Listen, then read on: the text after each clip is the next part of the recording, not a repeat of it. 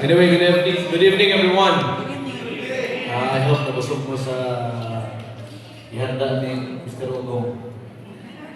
Ignan ko dito kanina pinakalit, share na ko. Short journey, long journey.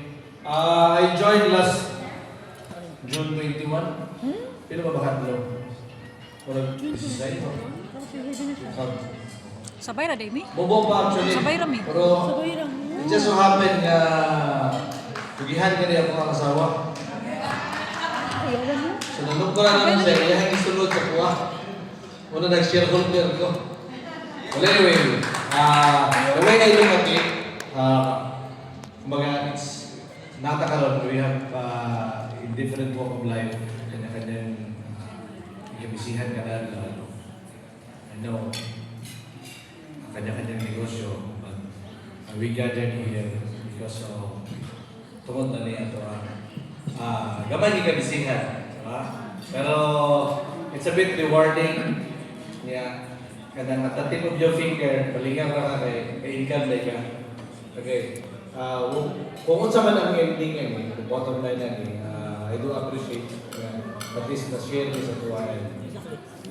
Pinakarason, why we are here is una-una, we believe nito utan na some other ways maka-alibyo, maka-alalay sa ito ang daily needs, sa itong mga obligasyon, sa kang Judith. Diba? Daho kayo tama ka Judith.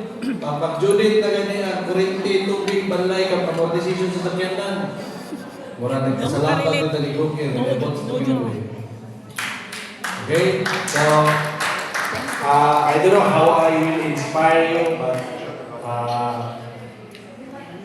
the way he presents ako, and I studied it, and now na nag-shareholder ko, matingalan lang ko na asa magikan. So na yung mga perks niya na. So I hope you'll do the same. If inviting friends, I mean, the business is fund pooling siya. So for you to be rewarded with the company, you have to do also what's good for the company. Ganun lang. Dagan salamat. Thank you very much. Palapan natin bago ang sorte. Before we proceed, I would like to ask, sino na ba dito ang nakapasok na? Like, hindi pa member, hindi pa nagpasok. Taas ang kamay.